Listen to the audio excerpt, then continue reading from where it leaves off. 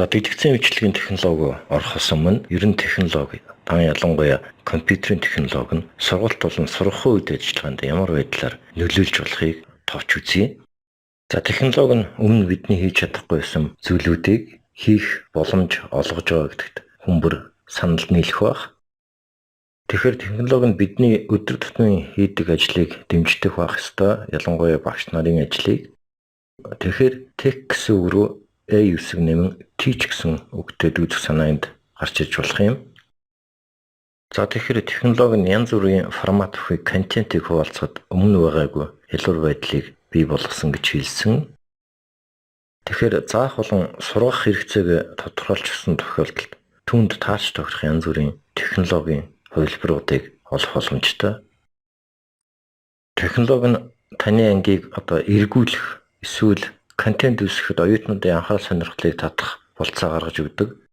За энэ англиар flip буюу эргүүлэх classroom гэдэг нь болохоор ангид хийж байгаа зүйлээ гэртээ хийх ёстой зүйлээ ангид хийх сургалтын үйл ажиллагааг эргүүлэх буюу flipped сургалтын үйл ажиллагаа гэж хэлээд байгаа сүүлийн үед.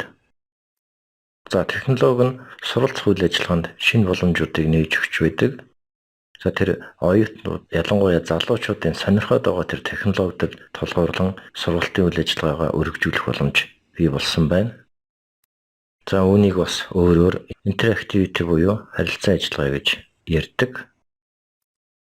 За технологийн тусламжтайгаар оюутнуудын хичээлд оролцоог дээшлүүлж болно. Өөрөөр хэлбэл технологи нь янз бүрийн арга замаар оюутны оролцооны хувийг 100% хүртэл хүргэх боломжуудыг агуулсан байдаг. Технологи нь уламжилт үнэлгээний стратегийг өргөжүүлдэг. Оюутны сургалтыг үнэлэх дүгнэхэд технологи нь маш өргөн боломжуудаар хангагдсан байдаг ба энэ тухай технологи дүнжилсэн үнэлгээ гэсэн тусдаа бүр чиглэл бий болсон байна. Технологиг ашиглаж сорил, шалгалт, багаар хийх төсөл, оюутны хийсэн үзүүлэн, харилцаа ажиллагаатай презентацийн гэх мэт үйл ажиллагаагаар нь уламжлалт үнэлгээний стратегийг өргөжүүлж болдог. За ингэснээр технологи нь илүү бодиттой үнэн үнэлгээний стратегиудыг дэмжих болцоог бий болгож өгсөн байна. За энэ сүүлийн үед энэ Universal Design for Learning буюу сургалтын зориулсан универсал дизайны тухай яригдж байгаа. Тэгэхээр энэ сургалтын зориулсан универсал дизайн сургалтыг заах арга, сургахуун ухаан бүгдийг нь багтаасан бүтэц тогтолцооны тухай яриад байгаа юм. За товч үгээр хэлвэл тусгай технологиг хавсаргуулах төвөөс энэ универсал сургалтын дизайныг болохоор оюутан бүрд зааж сургах гэсэн өгүүлбэрээр товчилж уриалсан байдаг. За сургалтын универсал дизайныг өөр үгээр илэрхийлэх болвол адил үр дагавар гэж илэрхийлж болох юм. Equifinality гэж яриад байгаа. Өөрөөр хэлбэл өөр замаар, өөр аргачлалаар сургалтыг явуулж нэг адил үр дүн төрөхийг хэлж байгаа юм аа. За сургалтын универсал дизайны тогтолцооны хүрээнд багш нар юу хийх ёстой вэ гэхээр энд байж байна. Эхлээд нэгдүгээрт курсын агуулга болон их усрээ хэд хэдэн форматаар хийх чадвартай байх. Хоёрдугаарт нь суралцагч нар юу сурч мэдснээ янз бүрийн арга замаар илэрхийлэх, үзүүлэх боломжийг хангаж өгөх. За гуравдугаарт олгон талт стратегиэр суралцагчийн анхаарлыг татгалан оролцооны мотивацийг дээшлүүлж өгөх хэрэгтэй гэсэн гурван зүйл байна. За сургалтын универсал дизайныг хэрэгжүүлэх нэг арга зам бол ангид хичээл заах болгондоо шинээр ямар нэгэн зүйлийг сэдэж хэрэгжүүлснээр курс үргэлжлэх хугацаанд лекц болон курсыг шинээр баяжуулсан тийм лекц курсыг бий болох боломжтой болдог. За багш лекц болон презентац яаж өргөжүүлэх вэ гэсэн асуулт байж болох юм. За бичлэг бүхий лекцийг яаж хийх тухай энд товч үзье. За ийм лекцийг болохоор recorded lesson буюу course гэж яриад байгаа.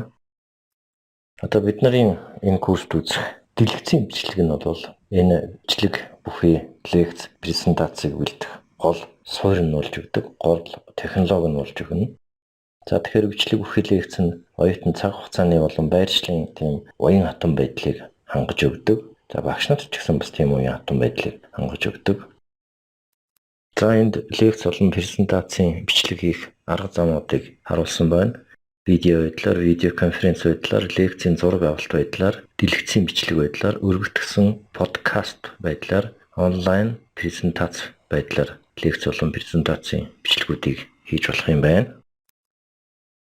За, видео болон видео конференцийн хэрэгсэл гэж байна. Онлайн уулзалтын хэрэгсэлч гэж хэлдэг. За, багш нар энэ технологитой хэдийн танил болсон байх гэж би бодож байна. За, видео хурал, видео конференц эднэс гэдээ яригдаад байдаг. Түүний тухай энд гарч байна. За, видео конференц зориулсан ямар програм, хангамжууд, хэрэгслүүд байдаггүй гэхээр Adobe компани Adobe Connect, за Blackboard Collaborate гэсэн програм байдсан байна. GoToMeeting, Zoom гэсэн хэрэгслүүд байна. За, лекцийн зураг авалтын тухай байна. Англиар Lecture Capture Software гэсэн өгүүлбэр байна.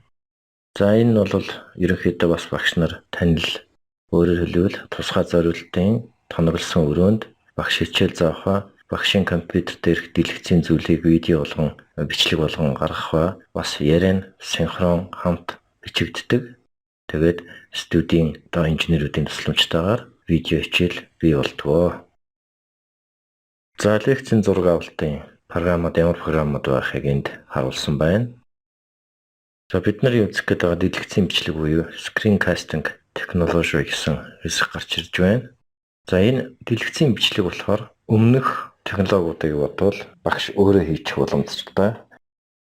Зүгээр нэг микрофон, за тэгээд дээрэс нь ноутбук ч юм уу компьютер дээрээ дэлгэцэн дээр гарч байгаа зүйлээ бичээд өөрөө багш микрофоноор дуу оруулаад ингээд дэлгэцэн бичлэг өгөхөө видео хичээл хийх боломжтой, зардал бага гэсэн үг вэ. За, интернет холбоотой байх үед онлайн горимд дэлгэцэн бичлэгийн хэрэгслүүд ямар хэрэгслүүд байхыг энд харуулсан байна. За, өөрийнхөө компьютер буюу ноутбукэнд дараах дэлгэцэн бичлэгийн програмуудыг суулгаад онлайн биш горимд бас видео хичээлүүд хийх боломжтой. За, үүнд хэрэглэгддэг програмууд бид нар өмнө үзсэн Camtasia, Adobe Captivate, Active Presenter, Snagit, за тэгээд Articulate Storyline, Lectora гэдэг програмууд бий. За, аудиотой холбоотой өргөгдсөн подкаст гэсэн бас технологи байт юм байна. Аудио файлт хугацааны хуваарийн дагуу тэмдэглэсэн маркерын тусламжтай зураг эсвэл слайдыг харуулах тийм үйл ажиллагаа бүхий технологиг хэлдэг юм байна. Энэ өргөгдсөн подкаст зориулсан програм хангамжууд энд бичигдсэн байна. Онлайн презентацийн бичлэгийн технологиуд бас байт юм байна. Түн зориулсан хэрэгслүүд байт юм байна. Хэрэгслүүд за VoiceThread, Animoto гэсэн гол хоёр төлөвүүд, хэрэгслүүд байна. За, тэгэхээр зайн сургалт, цахим хичээл хийхэд ашиглах гол технологийн нэг болох дэлгэцийн бичлэг яагаад хэрэгтэй юм бэ? Ямар учраас дэлгэцийн бичлэгийг тийм төлхөө үзэх шаардлагатай вэ гэсэн ойлголтыг өгөхийг хичээлээ. За, дараагийн сэдэв бол дэлгэцийн бичлэгийн тухай товч ойлголтыг авах болно.